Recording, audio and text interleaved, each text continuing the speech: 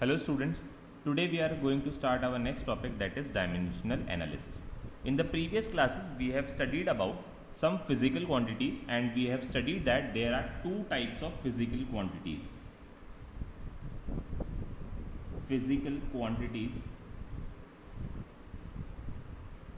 There are two types of physical quantities, one is fundamental and other is derived.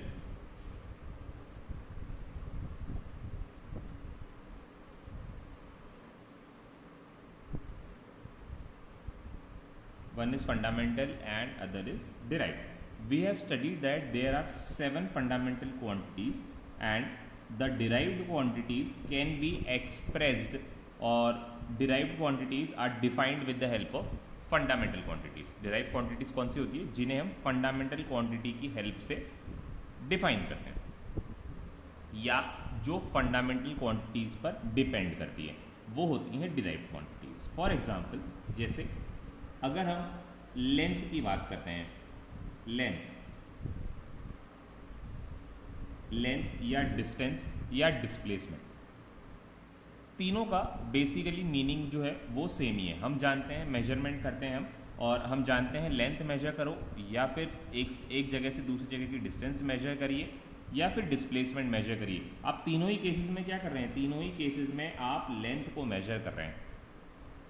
ठीक है, तो length की जो SI यूनिट होती है वो होती है मीटर. ठीक है, अब लेंथ से दो फिजिकल क्वांटिटीज हमने डिराइव करी है. एक है एरिया और दूसरी है वॉल्यूम.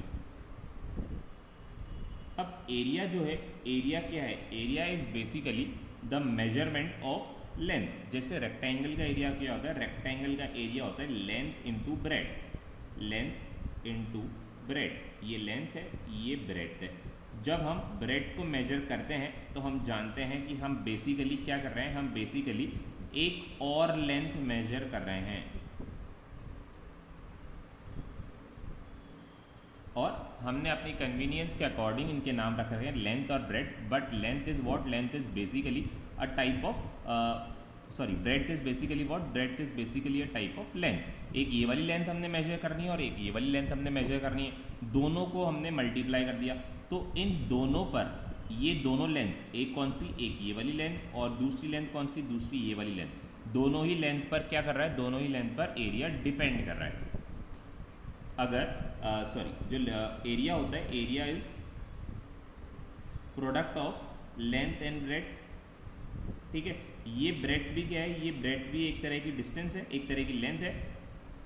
तो एरिया निकालने के लिए हम क्या कर रहे हैं? हम दो लेंथ का प्रोडक्ट कर रहे हैं. दो लेंथ का प्रोडक्ट कर रहे हैं. दो लेंथ का प्रोडक्ट कर रहे हैं. ठीक है, और इन दोनों ही लेंथ की मेजरमेंट पर डिपेंड करता है एरिया. इन दोनों ही लेंथ की मेजरमेंट पर डिपेंड करता है एरिया.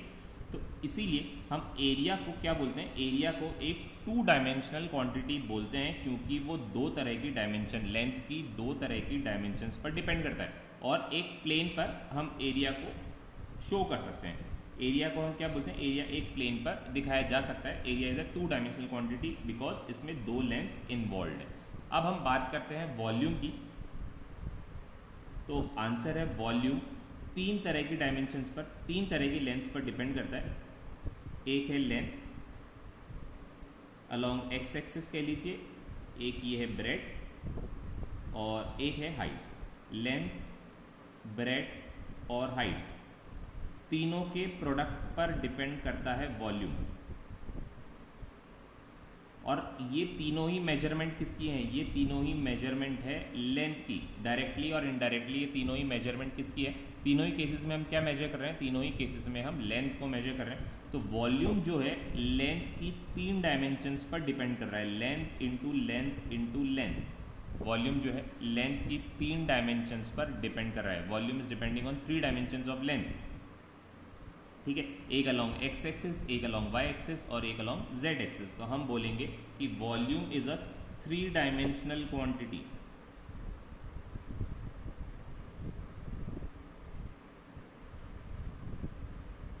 अगर आपको किसी भी चीज़ का वॉल्यूम शो करना है तो आपको एक 3D स्पेस की ज़रूरत पड़ेगी. 3D स्पेस की ज़रूरत पड़ेगी। आप उसको एक प्लेन पर शो नहीं कर सकते। वैसे ही एरिया जो है, एरिया एक 2 डायमेंशनल क्वांटिटी है, क्योंकि इसके पास सिर्फ 2 ही डायमेंशंस हैं। ठीक है, अब ऐसे यहाँ पर हमने इन तीन देखा कि वॉल्यूम जो है इन तीनों डायमेंशंस पर डिपेंड कर रहा है। अगर एक लेंथ को बढ़ा दी जाए तो वॉल्यूम जो है वो इंक्रीज हो जाएगा, इसको बढ़ाओगे तो भी वॉल्यूम इंक्रीज हो जाएगा, इसको बढ़ाएंगे तो भी वॉल्यूम इंक्रीज हो जाएगा। तीनों ही लेंथ की क्वांटिटी, तीनों ही लेंथ पर ये वॉल्यूम जो है डिपेंड कर रहा है। अब एक और फिजिकल क्वांटिटी हम देखते हैं, जैसे स्पीड और वेलोसिटी। ये किस किस पर डिपेंड करता है? तो आंसर है ये डिपेंड करता है डिस्टेंस और डिस्प्लेसमेंट,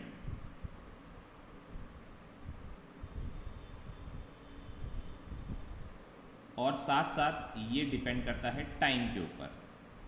डिस्टेंस, डिस्प्लेसमेंट और टाइम के ऊपर डिपेंड करता है। स्पीड या वेलोसिटी का फॉर्मूला, वेलोसिटी का लिख देता हूँ, स्पीड का डिस्टेंस अपॉन टाइम और वेलोसिटी का displacement upon time.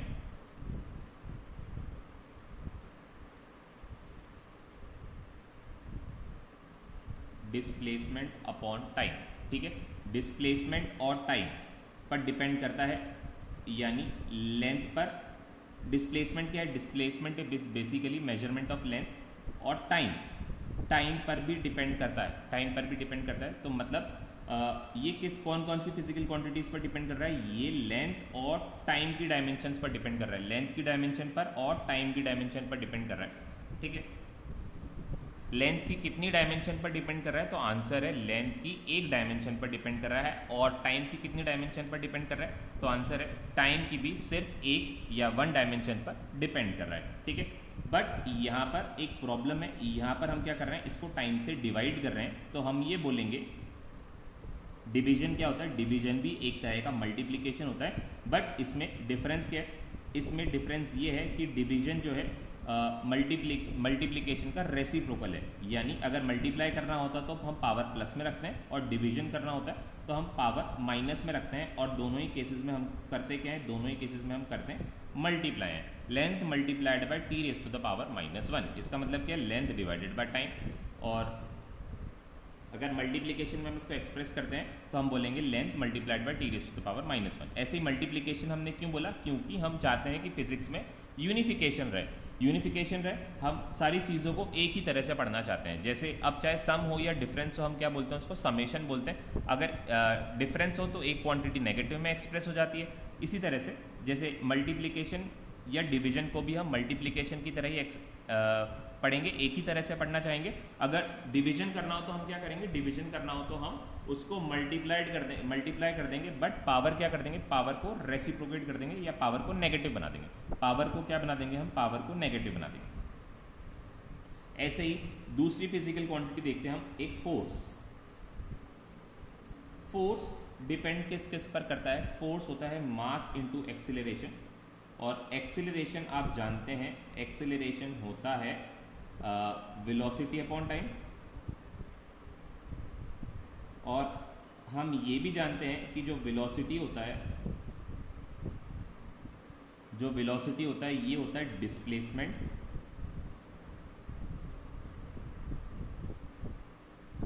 Upon time. और साथ में ये वाला जो टाइम है इसको हम यहाँ पर लिख देते हैं, दिस इज अगेन टाइम। तो हमने देखा जो फोर्स है ये मास की एक डायमेंशन पर, डिस्प्लेसमेंट की एक डायमेंशन पर यानी लेंथ की एक डायमेंशन पर, और टाइम की 2 डायमेंशंस पर डिपेंड कर रहा है। इसका क्या मतलब है? जैसे मान लीजिए कि मैंने यहाँ से एक बॉल को थ्रो किया और देखा मैंने जो बॉल है वो इतनी दूर जाके रुक गई। अब मैंने क्या करा? मैंने इस बॉल के मास को इंक्रीज कर दिया, मास इज इंक्रीज, मास को बढ़ा दिया। मास को बढ़ाने से अब अगर मेरे को इस बॉल को यहीं तक पहुंचाना है तो क्या करना पड़ेगा? मुझे ज़्यादा फोर्स लगाना पड़ेगा। अगर मेरे को करना है कि मेरे को इसको यहाँ तक पहुँचाना है बट अब पहले के कंपैरेटिवली कम टाइम में पहुँचाना है, तो भी मेरे को और ज़्यादा फोर्स लगाना पड़ेगा। अब मैं चाहता हूँ कि ये यहाँ की बजाय यहाँ तक जाए, तो भी मेरे को क्या करना पड़ेगा, तो भी मेरे को ज़्यादा फोर्स लगाना पड़ेगा। तो मैं देख रहा हूँ कि ये जो फोर्स है ये मास पर, साथ साथ टाइम पर और डिस्प्लेसमेंट पर, ये तीनों ही फिजिकल क्वांटिटीज़ पर डिपेंड कर रहा है, तीनों ही फंडामेंटल क्वांटिटीज़ पर डिपेंड कर रहा है। तो जो फोर्स है, फोर्स के पास मास, डिस्प्लेसमेंट और टाइम की, मास की एक, डिस्प्लेसमेंट की एक और टाइम की 2 डायमेंशंस है। फोर्स के पास क्या है, मास की 1 डायमेंशन है, डिस्प्लेसमेंट की भी 1 डायमेंशन है और टाइम की 2 डायमेंशंस हैं। ठीक है, तो इस तरह से जो फोर्स है ये मास की 1 डायमेंशन पर, साथ साथ डिस्प्लेसमेंट की 1 डायमेंशन पर और टाइम की 2 डायमेंशन पर डिपेंड करता है। तो अब आपको समझ में आ गया होगा कि धीरे धीरे आपको समझ में आ गया होगा कि डायमेंशनल या डायमेंशंस जो होते हैं क्या होते हैं। डायमेंशंस बेसिकली क्या होते हैं, ये होते हैं 7 फंडामेंटल क्वांटिटीज़ की, 7 जो फंडामेंटल क्वांटिटीज़ हैं हमारी, 7 फंडामेंटल क्वांटिटीज़ की टर्म्स में हम क्या करते हैं, हम हर एक डिराइव्ड क्वांटिटी को एक्सप्रेस करना चाहते हैं। 7 फंडामेंटल क्वांटिटीज़ की टर्म्स में हर एक डिराइव्ड क्वांटिटीज़ को एक्सप्रेस करना चाहते हैं और साथ साथ हम ये देखते हैं कि उन 7 फंडामेंटल क्वांटिटी की कितनी डायमेंशन पर, उन 7 फंडामेंटल क्वांटिटीज़ की कितनी डायमेंशन पर जो डिराइव्ड क्वांटिटी है वो डिपेंड करती है। तो डायमेंशन की डेफिनेशन अगर हम लिखना चाहें तो dimensions are basically what, dimensions are, तो डायमेंशंस बेसिकली क्या होते हैं, डायमेंशंस बेसिकली 7 फंडामेंटल क्वांटिटीज़ होती हैं। डायमेंशंस बेसिकली 7 फंडामेंटल क्वांटिटीज़ होती हैं और उन 7 फंडामेंटल क्वांटिटीज़ की टर्म्स में हम हर एक डिराइव्ड क्वांटिटीज़ को एक्सप्रेस करते हैं। उन 7 क्वांटिटीज़ की टर्म्स में हर एक डिराइव्ड क्वांटिटी को एक्सप्रेस करते हैं। ऐसा करने को हम क्या बोलते हैं, ऐसा करने को हम डायमेंशनल एनालिसिस बोलते हैं। और ऐसा माना जाता है कि there are 7 dimensions in the world, और वो 7 डायमेंशंस जो होती हैं वो 7 फंडामेंटल क्वांटिटीज़ जो हमारे पास अवेलेबल है वो वही 7 डायमेंशंस दुनिया की कहलाती हैं। जैसे आप देख सकते हैं जो वॉल्यूम है, वॉल्यूम को हमने किस में एक्सप्रेस किया, वॉल्यूम को हमने लेंथ की 3 डायमेंशंस में एक्सप्रेस किया। जैसे फोर्स है, फोर्स में हमने देखा फोर्स जो है मास की 1 डायमेंशन, मास की 1 डायमेंशन, लेंथ की भी 1 डायमेंशन और टाइम की जो है इनवर्स 2 डायमेंशन। मतलब टाइम की ये जो टाइम है, ये टाइम कहाँ पड़ता है, ये डिवीजन में था, इसलिए हमें यहाँ पर -2 लगाना पड़ा। ठीक है, इस तरह से हम क्या कर सकते हैं, हर एक डिराइव्ड क्वांटिटी को 7 फंडामेंटल क्वांटिटीज़ की टर्म्स में एक्सप्रेस कर सकते हैं। और ऐसा करने को क्या बोलते हैं, ऐसा करने को डायमेंशनल एनालिसिस बोलते हैं। The process is called dimensional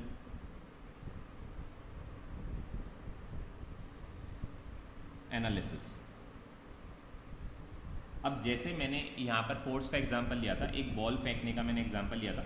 अब हमने देखिए यहाँ पर हम मास को इंक्रीज़ कर रहे हैं, मास को इंक्रीज़ करने से हमें फोर्स बढ़ाना पड़ा ताकि हम सेम डिस्टेंस कवर कर पाए सेम टाइम में, और हम चाहते हैं ज़्यादा डिस्टेंस अगर कवर करें तो हमें फोर्स को इंक्रीज़ करना पड़ेगा। तो लेंथ, मास और टाइम पर क्या डिपेंड कर रही है, लेंथ, मास और टाइम पर फोर्स डिपेंड कर रही है।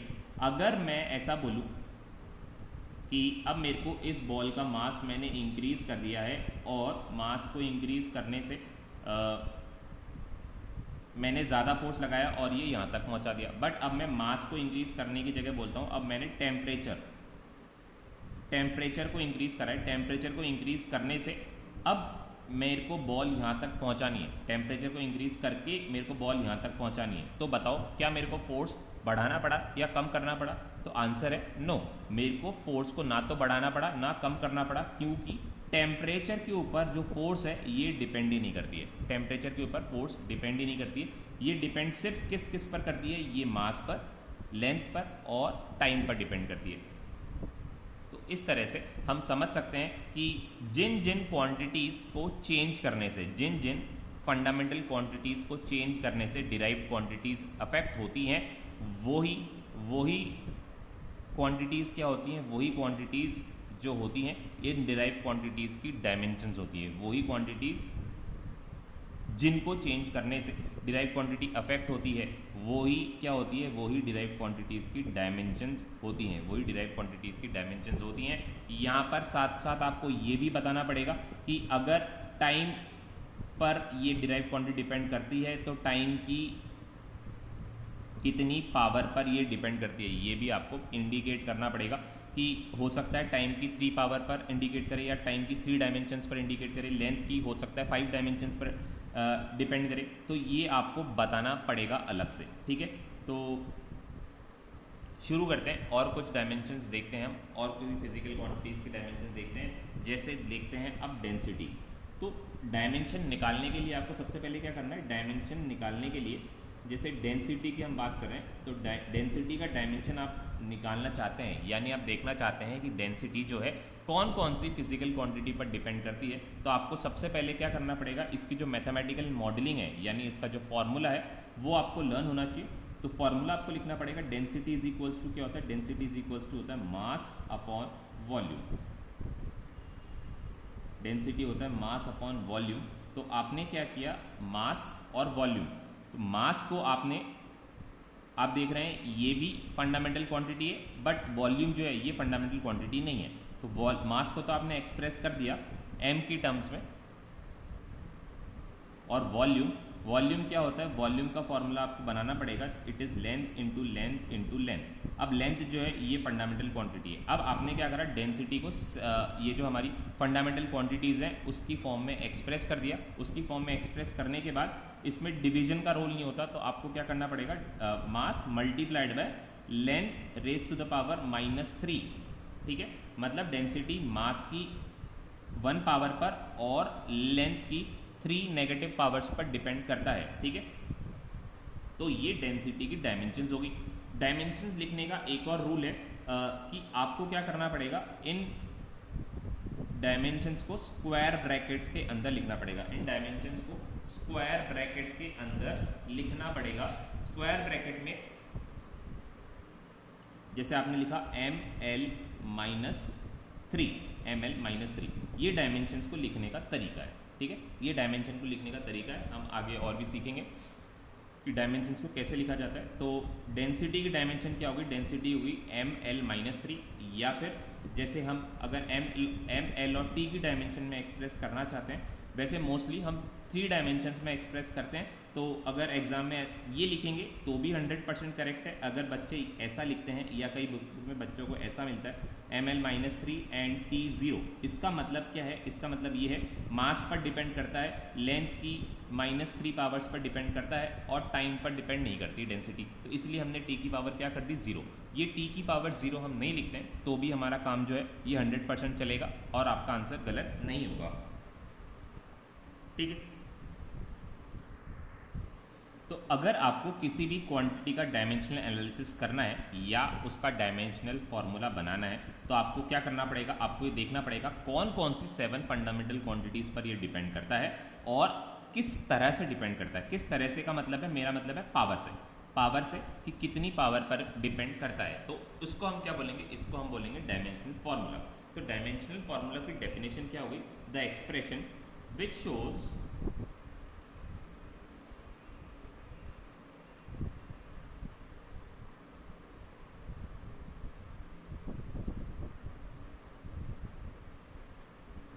how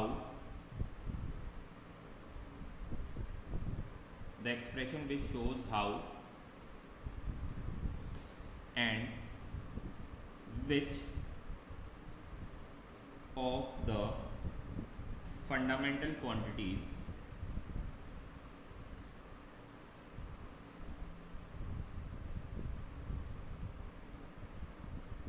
how and which of the fundamental quantities represent the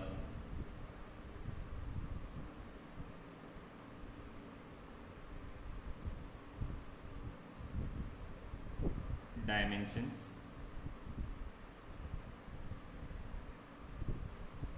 of a physical derived quantity।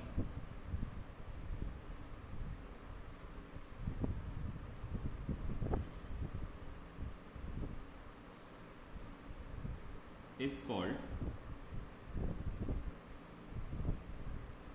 dimensional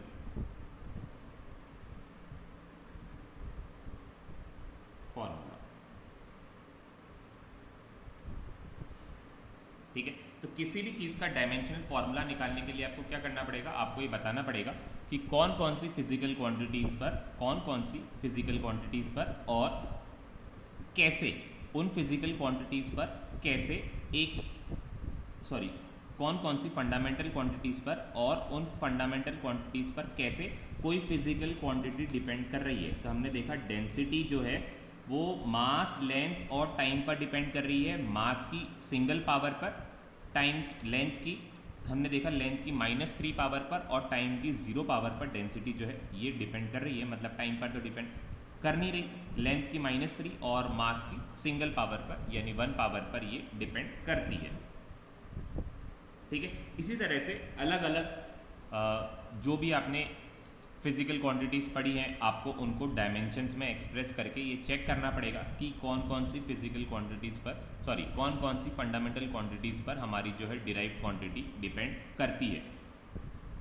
तो सबसे पहले जैसे आपको करना क्या है, सबसे पहले उसकी मैथमेटिकल मॉडलिंग यानी उसका मैथमेटिकल फार्मूला लिखना है। फार्मूले में आपको सर्च करना है कि कौन कौन सी फंडामेंटल क्वांटिटीज़ हम यूज़ कर रहे हैं और फिर उनको इस तरह से एक एक्सप्रेशन बनाकर लिखना है और फिर बाद में ये बताना है कि जो डेंसिटी है मास पर, लेंथ पर और टाइम पर डिपेंड कर रही है। टाइम पर नहीं डिपेंड कर रही है, मास और लेंथ पर डिपेंड करती है। ठीक है, और आपको अगर ये पूछा जाए कि डायमेंशंस क्या होती है तो डायमेंशंस के लिए हम डेफिनेशन बनाएंगे। तो dimensions are the dimensions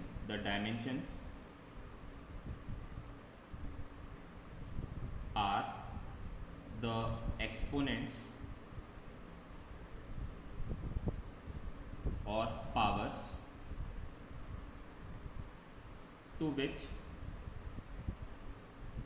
dimensions are exponents or powers to which the fundamental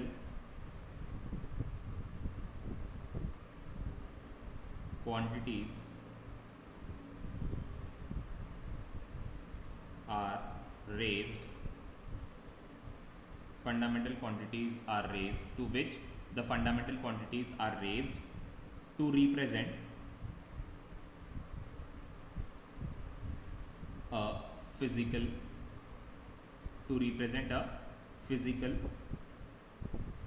quantity। तो जैसे हमने डेंसिटी का भी डायमेंशन कैलकुलेट किया है तो डायमेंशंस ऑफ द डेंसिटी, ये डेंसिटी की डायमेंशन में हम बोलेंगे dimensions of the density are dimensions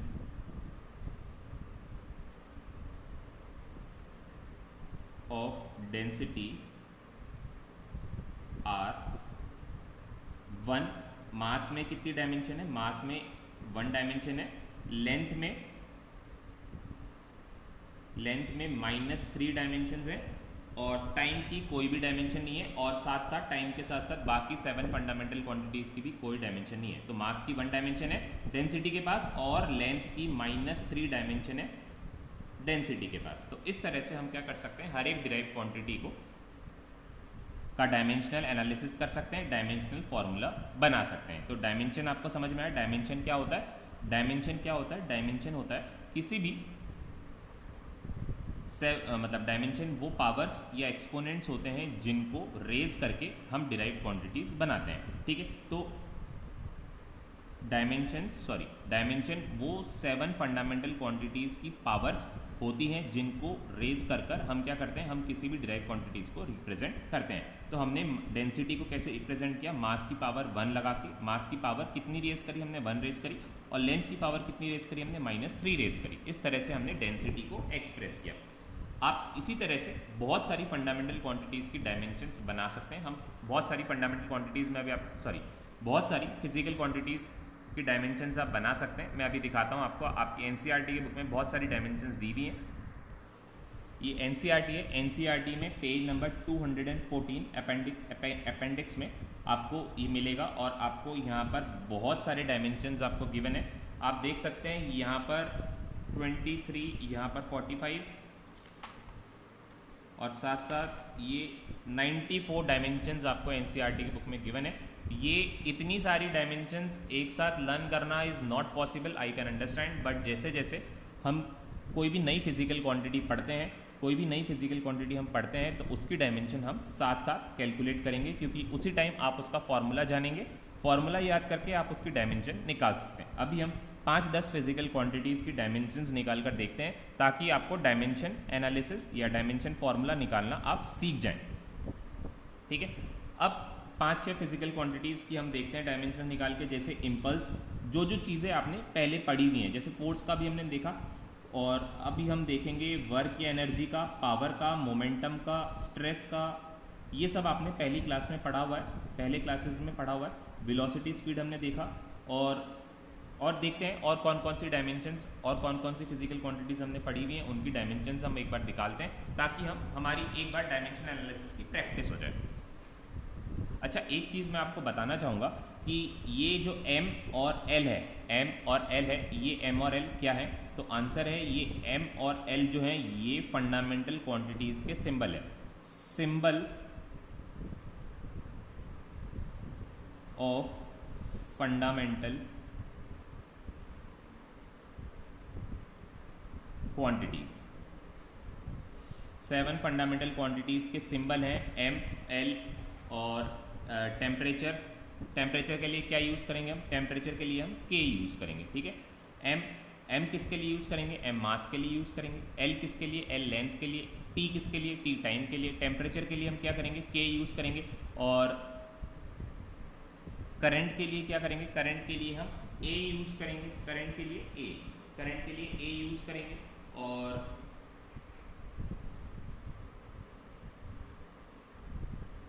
thermo और क्या बोलेंगे, हाँ, लुमिनियस इंटेंसिटी के लिए हम यूज़ करेंगे CD, और अमाउंट ऑफ सब्सटेंस के लिए मोल। तो ये 7 डायमेंशंस हम इस फॉर्म में लिखेंगे। अच्छा, अब अगर ये सिंबल है फंडामेंटल क्वांटिटीज़ का, फिर kg क्या है?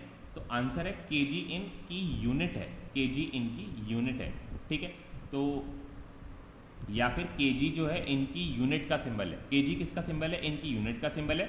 और MLT ये सब क्या है? ये फंडामेंटल क्वांटिटीज़ के सिंबल है। kg क्या है? kg यूनिट का सिंबल है, और MLT ये क्या है? इनकी यूनिट्स का सिंबल है। तो इनमें कंफ्यूज नहीं होना, अक्सर बच्चे इनमें कंफ्यूज हो जाते हैं। तो सबसे पहले हम क्या करते हैं, इन 7 फंडामेंटल क्वांटिटीज़ के सिंबल सीख लेते हैं, और फिर उसके बाद 5 या 10 फिजिकल क्वांटिटीज़ 5 या 10 फिजिकल क्वांटिटीज़ के हम डायमेंशंस भी निकाल कर देखेंगे। उसके साथ साथ आप फिर क्या कर सकते हैं, आप घर पर, जैसे एनसीईआरटी की बुक में मैंने आपको बताया 94 डायमेंशंस हैं, तो आप जिनका फार्मूला आपको आता है बहुत अच्छी बात है, अगर नहीं आता तो आप फार्मूले लर्न कर उनकी डायमेंशन निकालने की प्रैक्टिस कर सकते हैं।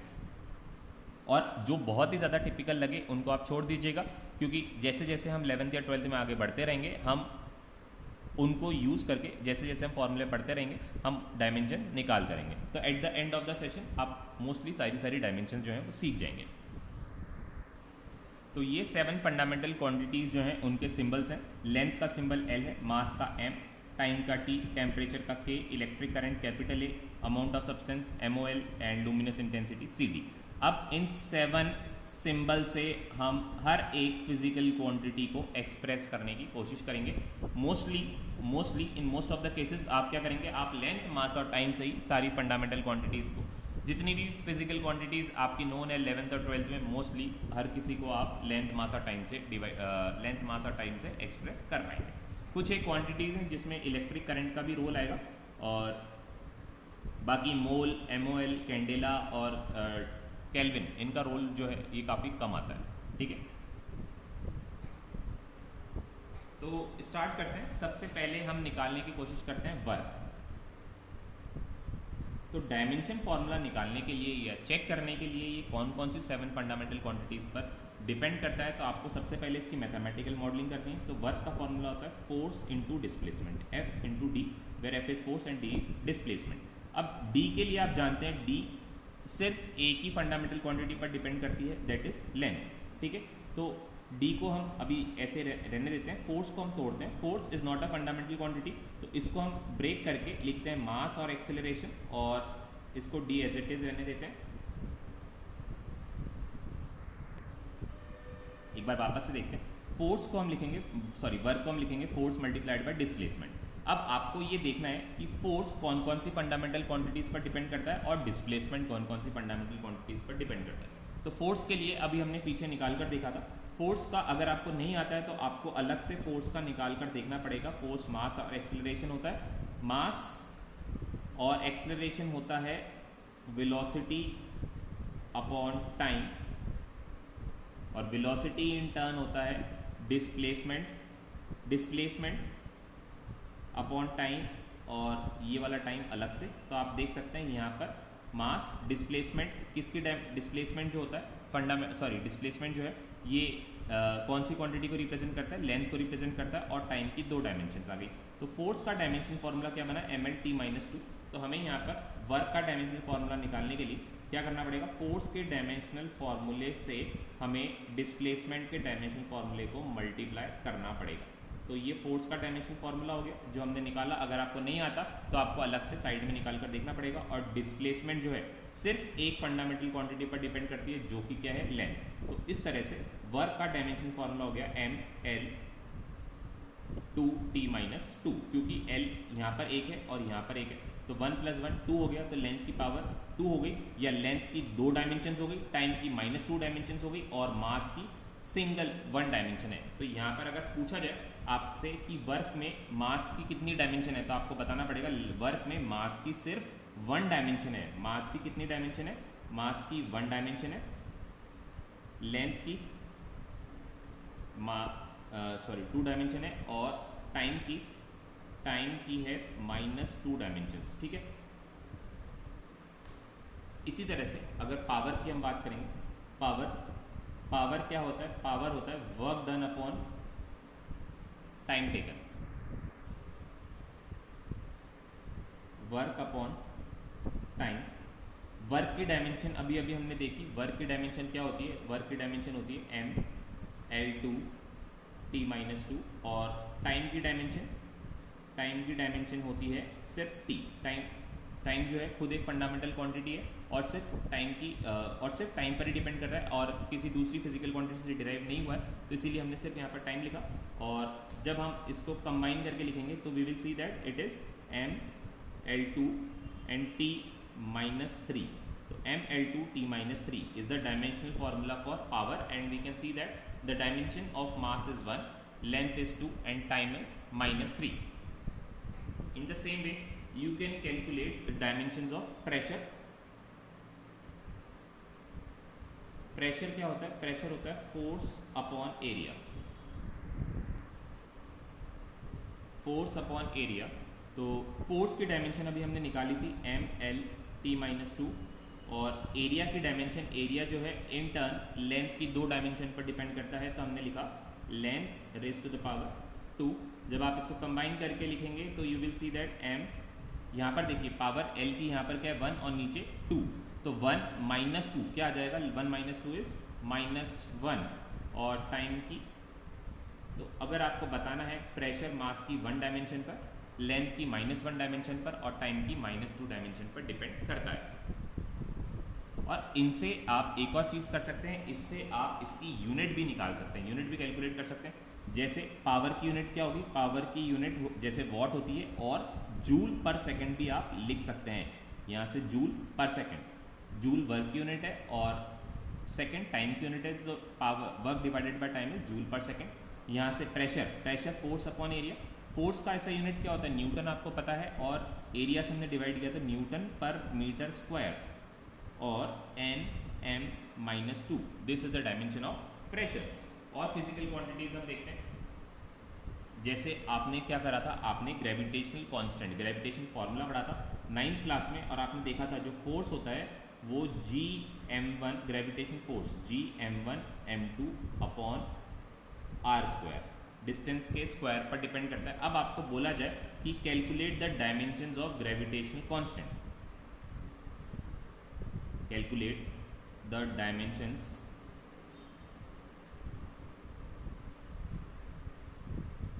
of gravitational constant। Gravitational constant की डायमेंशंस अगर आपको निकालनी है तो आपको क्या करना पड़ेगा, ग्रेविटेशनल कांस्टेंट को एक तरफ आइसोलेट करना पड़ेगा और बाकी इसका फॉर्मूला बनाना पड़ेगा। तो force multiplied by R square divided by m1 m2। अब हम इसकी डायमेंशन निकाल कर देखते हैं। तो फोर्स का डायमेंशन आपको पता है, फोर्स का डायमेंशन क्या होता है, फोर्स का डायमेंशन ml(t-2), ये हमने निकाला है ऊपर। और इसके बाद आर स्क्वायर, आर क्या है, आर है डिस्टेंस, लेंथ की डायमेंशन, डिस्टेंस का स्क्वायर यानी लेंथ की दो डायमेंशन हैं। तो हमने क्या करा, l स्क्वायर कर दिया और साथ साथ ये डिवाइड हुआ है मास से, मास 1 एंड मास 2। तो मास की दो डायमेंशंस पर डिपेंड कर रहा है ये, मास 1 एंड मास 2। तो हमने मास 1 और मास 2 दोनों के लिए ही, मास चाहे कोई सा भी हो उसका जो रिप्रेजेंटेशन है आप m से ही करेंगे। तो यानी आप देख सकते हैं मास की दो डायमेंशंस पर ही डिपेंड कर रहा है। अभी हम इसको जब सॉल्व करके लिखेंगे तो यू कैन राइट मास के लिए, अब देखिए यहाँ पर ऊपर मास में पावर 1 है और नीचे मास में कितनी है, 2 पावर्स हैं। जब ये 2 पावर्स ऊपर आएगी 1 - 2 क्या बचेगा, -1 बचेगा, m-1 l, l यहाँ पर 1 है और यहाँ पर 2 है, तो 1 + 2 इज 3 एंड टाइम इज -2। तो this is the representation of the dimensional formula of gravitational constant capital G। और यूनिट क्या निकालेंगे इसकी, यूनिट कैसे बनाएंगे, यूनिट फोर्स की न्यूटन, आर स्क्वायर के लिए मीटर स्क्वायर और per kg square, newton metre square per kg square, ये क्या है, ये इस ग्रेविटेशनल कांस्टेंट की ऐसा यूनिट है। इस तरह से हम एक दो और करते हैं। मोमेंटम, मैथमेटिकल फॉर्मूला क्या होता है मोमेंटम का, मास इनटू वेलोसिटी। मास खुद एक फंडामेंटल क्वांटिटी है, तो मास को कैसे रिप्रेजेंट करते हैं, कैपिटल M से। मास को हमने रिप्रेजेंट करा कैपिटल M से और इसको बंद करा एक स्क्वायर ब्रैकेट में, और साथ में वेलोसिटी।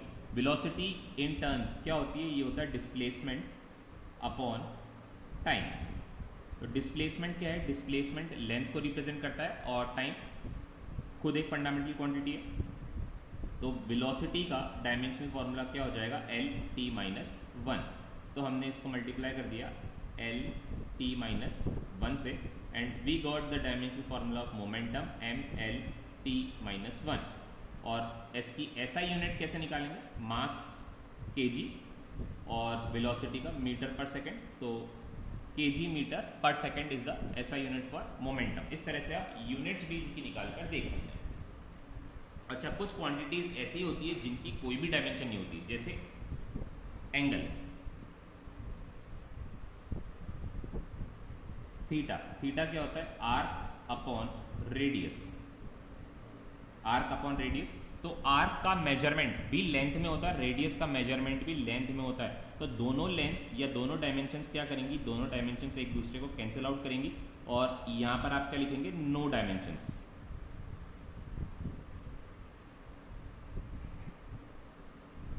और कौन कौन सी फिजिकल क्वांटिटीज आपने लास्ट क्लासेस में पढ़ी हैं, जैसे एक्सेलरेशन का क्या हो जाएगा, एक्सेलरेशन ये होता है वेलोसिटी अपॉन टाइम। वेलोसिटी का भी हमने देखा क्या होता है, l(t-1)।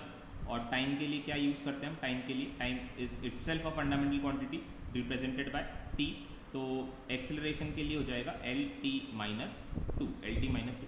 ये जितनी भी फंडामेंटल क्वांटिटीज़ का आज हम कॉपी में कर रहे हैं, ये सारी डायमेंशंस आप बाय हार्ट लर्न कर लीजिए, ताकि आपको कोई भी नया फॉर्मूला आपके सामने आए तो आप उसको जल्दी से उसका डायमेंशन फॉर्मूला आप कैलकुलेट कर सकें।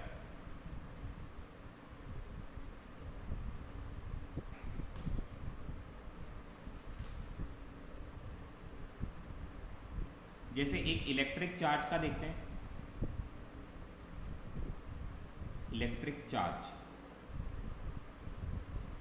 इलेक्ट्रिक चार्ज का फॉर्मूला क्या होता है,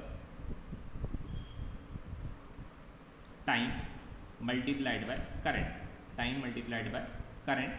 तो टाइम के लिए t और करंट के लिए हम क्या यूज़ करते हैं, करंट के लिए हम A, कैपिटल A यूज़ करते हैं। तो इसका डायमेंशन फॉर्मूला बना AT, ठीक है।